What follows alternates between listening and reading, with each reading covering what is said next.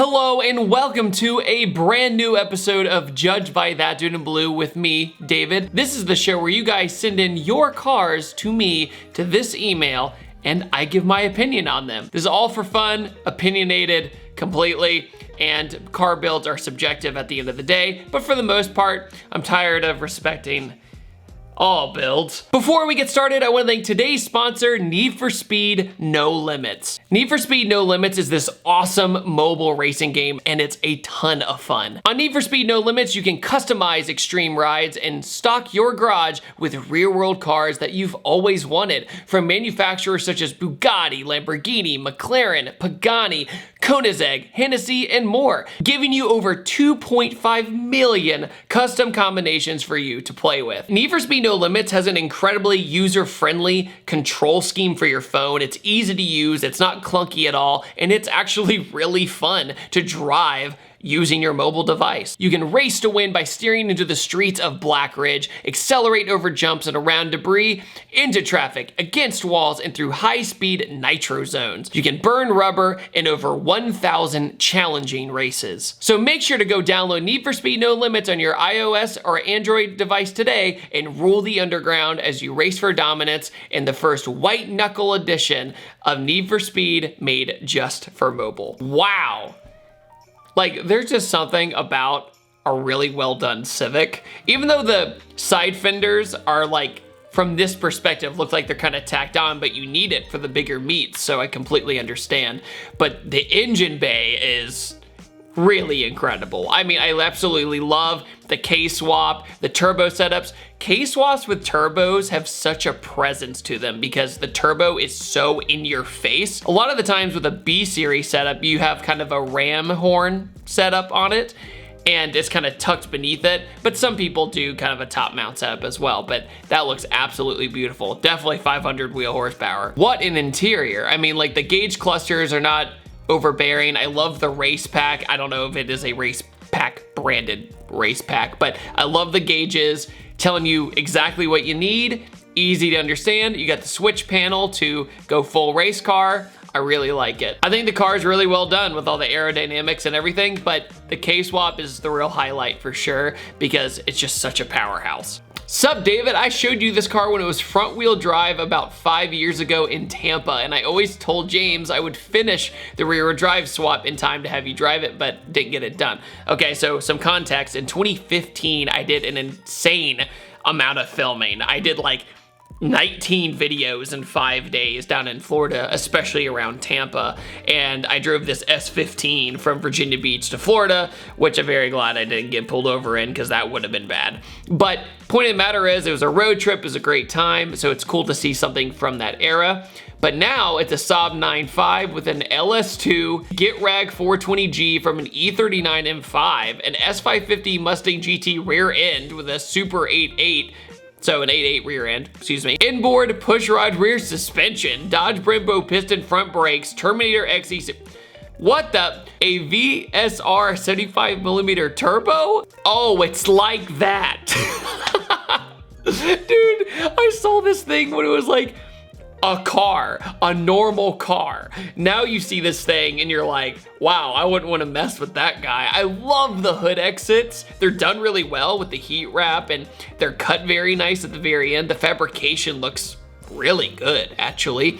The LS2 sits in there, but look how close the alternator is to that battery. That's pretty wild. I'm sure that was fun to figure out. I just love that it's a Swedish car. Yeah, look at the back of it. You can see the 8.8 rear end just chilling there, just ready to go with the freaking meats in the back. The bolted up fender flares, totally understand why he did that because it just had to be done. I like the wing. It's actually pretty subtle. Oh, look at that. From the side, he's got the miscolored door and everything. It's like a sleeper almost from the side profile until you see the meats on the tires right there. But look at that smile. Look at the, what? The Aventador uses pushrod suspension. Like, that's what we're talking about here in a Saab. That's absurd. You got the fuel cell here. This is so cool. Oh wait, we got Gurr right here. Basically, still working on it, I see, but I'm really excited to see this if I come in person. I don't say that often. I would come see this in person for sure. But yeah, that's all the pictures, but unbelievable job, man. That is so much work, and you should definitely be proud of that. Hey David, I got a 1973 BMW 2002 with a 2.4 Ecotech out of the Pontiac Solstice for you to rate, possibly review. Yes, I would totally review this. When I got back in high school, it'd been sitting in a field all taken apart, so for my senior project, I got it driving again. Wow, okay, so the only 2002 I've ever driven was this really sketchy, beat up one. I mean, it was rough, and the brakes weren't that great. But this is just such a fine example. I love the color. It kind of reminds me of Baltic Blue on the Mark IV Supra. Look at that. The swap looks really natural too. That's what's really off-putting. It doesn't look like that's completely out of place. The radiator up front, you can tell, is really close to the core support, but made it work. I like the heat shield on the side, the intake going downwards, that's pretty interesting, but well done. Even the strut bar fit on there, that's interesting. But yeah, the Ecotechs and the Solstices and the Cobalts and all that stuff, they're solid engines, but I know they're a very popular swap in Miatas, believe it or not. This is my 1995 Ford Taurus SHO. She's my baby. It's a 3.2 liter Yamaha V6. Yes, it's an automatic car. With automatic cars, had the bigger 3.2, manual had 3.0. I learned something new today. I know a lot about the SHO, but I didn't realize that the transmission mattered what engine you had, because I knew they both had the Yamahas in it. Rumor has it the engine originally was for a mid-engine sports car developed by Ford, but the problem is the Ford Explorer needed to come out, and so they took all that money to develop this sports car, which wouldn't make as much money, obviously, than an SUV that normal people would buy, and they put it into a Taurus, because they were just like, screw it, let's just put it in the Taurus and call it something. It's a good example. I mean, as far as I can see from the exterior, the paint still looks pretty good. Got the factory wheels. They got kind of the Ninja Star look to them. Yeah, I've always adored these cars. They're definitely oddballs, but I think that's why I've always adored them. So there's the V6. When you see it in the engine bay, you're just like, wow, they just fit that thing in there this way. And you can definitely tell there's some really great engineering. I mean, look at that intake manifold. It's insane. Shout out to the Blue Turd, who is the fastest SHO in the world. That guy works really hard, and he's a Georgia local, so that's pretty rad. Hey David, Michael here. I live in North Carolina, and this is my 97 Toyota Corolla. I kinda went crazy. All right, let's look at, whoa, look, this is a story. Let's go through the story. One man finds a crashed Corolla. He has a dream, yet he questions himself, why did I buy this box of crap? Then one day, things take a turn. His confidence gets higher, and then it gets higher, and then body work happens. And he goes, oh my God, what am I doing? Oh my God, an actually clean Corolla. That is cool. I would drive that. That is really sick. This is the stuff that I encourage, especially teenagers who get their first car. They don't feel like they have a cool car. You can do stuff. You can make it work with the right research, the right parts. Subtlety is key, in my opinion. If you decide to modify a kind of normal-ish car like this Corolla, just go bare bones. A nice front lip, a nice grille, a nice wheel and tire setup, and you lower it, you drop it, and there you go. You have a car that would be acceptable and get attention at a car meet as long as the paint job's good, and his paint job's really good. Hats off to you, man. Very creative, I really like it. Hey David, this is my Civic. It was my first car and I got it at 16, and now I'm 20. Whoa, big mod list. All right, let's look at these. Oh, okay, it's one of these. I like the intercooler up front. Got TE37s, the wheel that can do no wrong. And honestly, it's true. You can put them on pretty much anything. I like the duckbill spoiler right here. Looks pretty good. The TE's fitment's really nice. You got the taillights. These, I think these are the JDM ones. I might be wrong, forgive me. That's a good picture. This generation, a lot of people don't like. I like the FA5 generation a lot, but my fiance Alejandra says it looks like an insect and I don't like it. So I was like, fine. I actually tried to get her one of these instead of the Miata, and she was like, no. I was like, but K-Series, bro. That's sick. I like that a lot. Well done. Oh, full send, okay. Look at that, look at that manifold. Quite the setup, and it's so clean. The engine is so nice and clean. You rarely see that. Yeah, it has a good presence to it. If I saw that going down the road and I saw this intercooler up front, I wouldn't mess with it. Pretty awesome stuff. Okay, it makes 658 wheel horsepower. Well, my friend, if you ever want to come to Georgia, I'd love to film this car. I think it's wonderful. Hey David, huge fan. Here's my 2019 Chevy Sonic LT. Here's the list of upgrades. 85, big turbo, 27 PSI? Oh, all right. So he did some wheels, some tires, a little fender flares on the side. The hood, I like the hood shape, little kind of bubble on top. I don't know why I said a bubble. It's a cowl. That's what I tried to say. Okay, it's got a little bit of presence to it. Oh, wow. Okay, that's a fireball. That's like a rotary sized fireball. Holy smokes. Hey David, this is my 1996 Nissan pickup truck XE. I've had this truck since 2016. Everything has been changed from paint to a full engine swap. Precision 5858 turbo. The truck makes 420 wheel horsepower. I'd love for you to review someday, maybe after I'm done. Yep. All right, so let's take a look at it and let's see if I approve, which I probably will. It sounds cool. Oh, okay, so let's see some transformation here. Scrolling down. Oh, okay, doing it the right way, going to the paint shop. That's like a maroonish burgundy, that's a cool color. Okay, so you're going with the kind of a chaotic, kind of a 90s theme engine, it looks like. Wow, you went from this to this real quick. Oh wait, sorry, this real quick. That is a nice engine bay. All right, oh, getting better. This is like a story that's unfolding. I'm really liking this. Oh, drifting it, okay. Oh, that's not good. Oh man, dude, this is so cool. Don't sleep on Turbo KAs, people. I prefer them to SR20s, and people cannot stand it when I say that. I think they're more fun.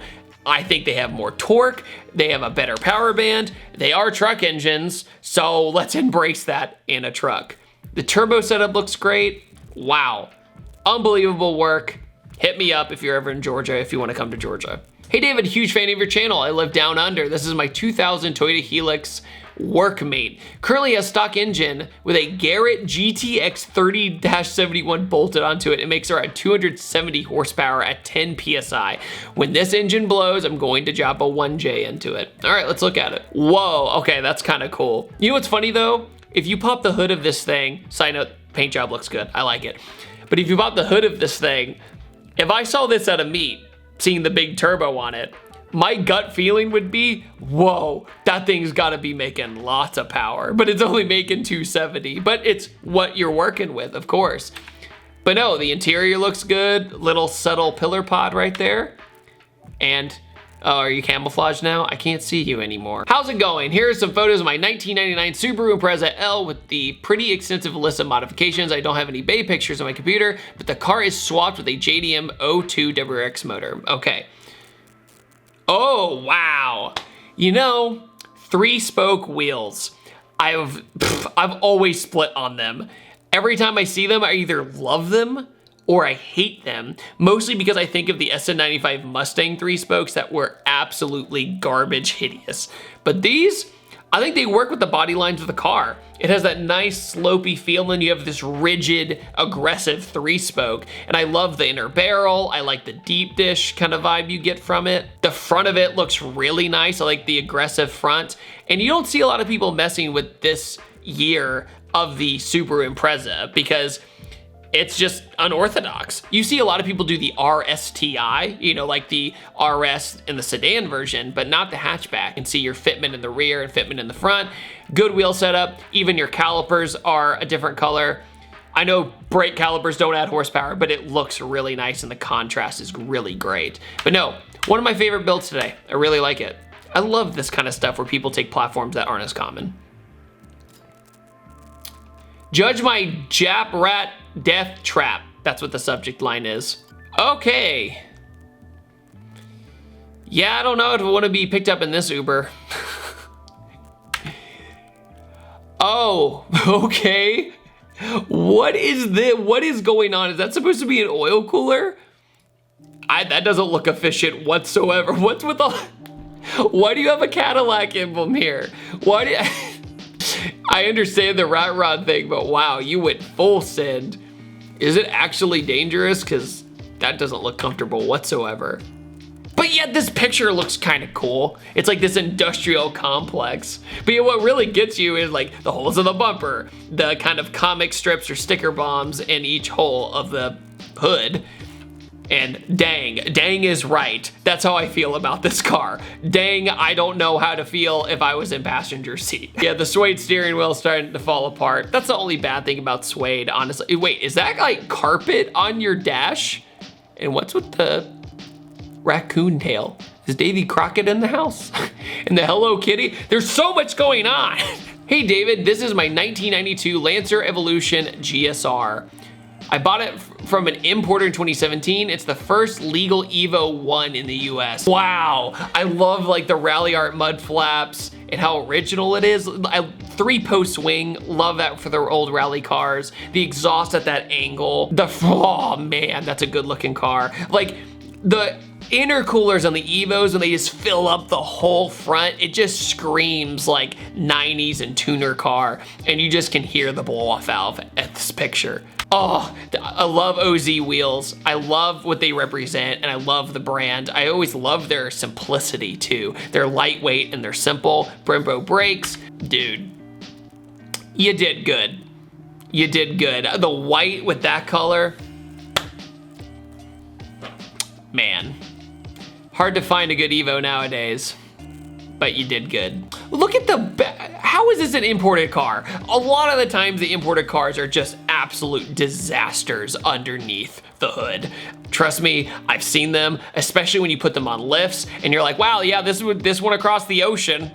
But no, this one looks really, really well. I have no idea how much you paid for this thing, but it probably was not cheap. A 1994 Ford Escort GT with a JDM K24A turbocharged. If you'd like to do a review one day, I'm sure we could figure something out. Okay, I drove one of these with the factory motor boosted by Antonio down in Florida. It was awesome. I love when people modify weird stuff, but this was one of my favorites when I drove it down in Florida.